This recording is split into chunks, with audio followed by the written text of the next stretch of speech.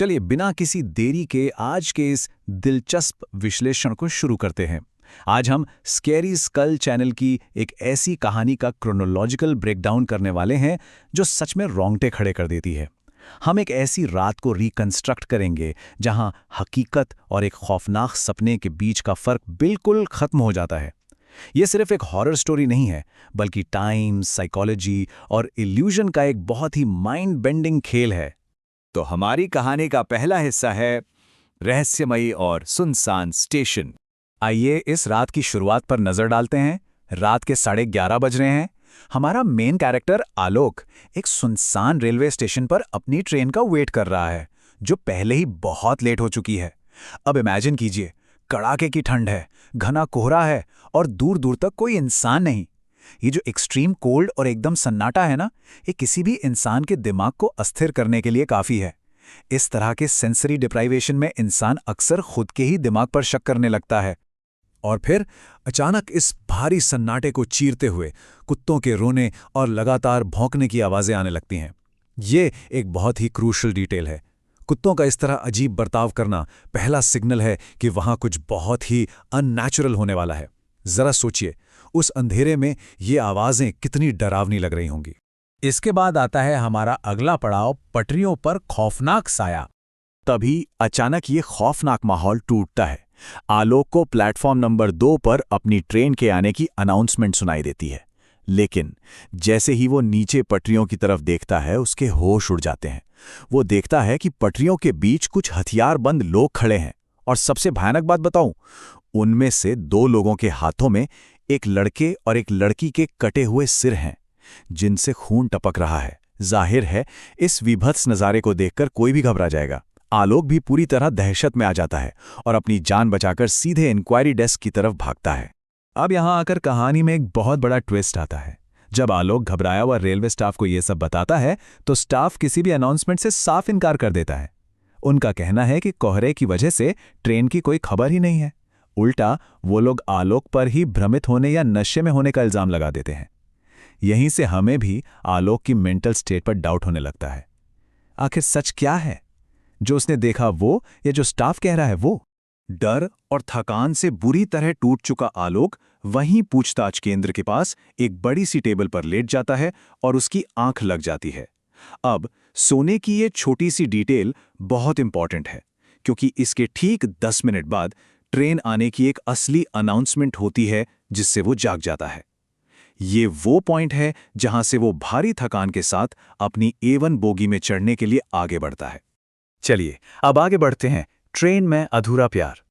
Train के अंदर आते ही कहानी की पेस एकदम से बढ़ जाती है। आलोक सोने की कोशिश करता है, लेकिन बार बार उसकी नींद टूटती है। पहले कुछ हथियारबंद लोग उसकी बोगी में घुसकर एक यंग कपल को ढूंढते हैं। उनके जाने के बाद जैसे ही आलोक दोबारा आंख बंद करता है, तो वही छुपा हुआ कपल उसे जगा देता है।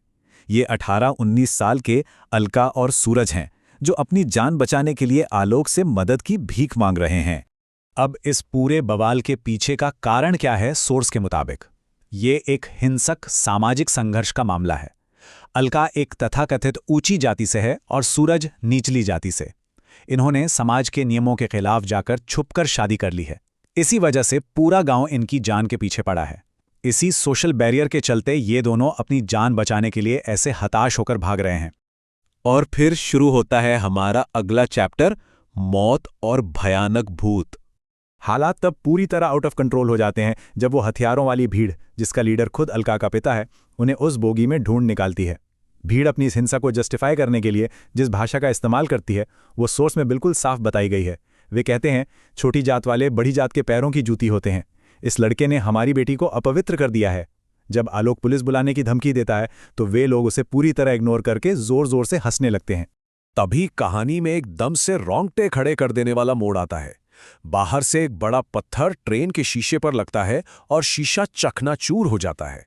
ठंडी हवा का एक बहुत तेज झोंका अंदर आता है और उस हवा से अलका और सूरज के चेहरों से कपड़ा हट जाता है। और इसी पल टाइम का एक बहुत ही खौफनाक लूप पूरा होता है। आलोक को अचानक रियलाइज होता है कि स्टेशन पर पटरियों के बीच उसने जो खून से लथपथ कटे हुए सिर देखे थे, वो किसी और के नहीं, बल्कि बिल्कुल इन्हीं दोनों अलका और सूरज के ही थे। मतलब स्टेशन पर दिखा वो भयानक नज़ारा असल में आने वाले इसी खौफनाक पल की एक पूर्व चेतावनी थी। इसके बाद जो होता है वो बहुत ही ब्रूटल और फास्ट है। भीड़ बेरहमी से अलका और सूरज को मौत के घाट उतार देती है, लेकिन इस क्रूरता के बीच एक बहुत ही ट्रैजिक इमेज छूट जाती है। जमीन पर पड़े उन दोनों के बेजान शरीर अब भी एक दूसरे का हाथ पूरी मजबूती से थामे हुए हैं, और फिर वो हिंसक भीड़ अचानक इंसानों से बदलकर खौफनाक भूतों में तब्दील हो जाती है। उन भूतों से बचने के लिए एकदम हताश होकर और दहशत में आकर आलोक उस तेज रफ्तार ट्रेन से सीधे बाहर घने अंधेरे में छलांग लगा देता है। पूरी कहानी का ये सबसे बड़ा जर्क। तो अब हम आते हैं अपने आखिरी हिस्से पर, सपना या आने वाली हकीकत। ट्रेन से कूदते ही अचानक वो सारा खौफनाक मंजर, वो सारी अफरा तफरी एकदम से गायब हो जाती है। जरा इस टाइमलाइन को देखिए। रात 11:30 बजे आलोक ठंड में वेट कर रहा था, फिर उससे वो भयानक विजन दिखा और वो सो गया। उसके बाद पूरी रात उस खौफनाक ट्रेन में गुजरी, लेकिन अब अचानक वो सुबह के 5 बजे स्टेशन की उसी टेबल पर हड़बड़ा कर उठता है, और ठीक उसी समय प्लेटफॉर्म नंबर 2 के लिए उसकी ट्रेन की असली अनाउंसमेंट गूंजने लगती है। ये टाइमलाइन उन गायब हुए घंटों के रहस्य को बिल्कुल सामने लाकर रख देती है। जैसे ही आलोक एक बार फिर प्लेटफॉर्म नंबर 2 की तरफ अपने कदम बढ़ाता है, हम सबके सामने एक बहुत बड़ा सवाल खड़ा हो जाता है। क्या हमने अभी एक ऐसे इंसान की कहानी देखी जिसने सिर्फ एक बहुत बुरा सपना देखा था, या फिर वो इंसान अब सीधे अपनी मौत की ट्रेन में चढ़ने जा रहा है? ये एक ऐसा रहस्य है जो यकीनन दिमाग को झकझोर कर रख देता है। इसके बारे में ज़रूर सोचिएगा। आज के इस विश्लेषण में बस इतना ही, फिर मिलेंगे।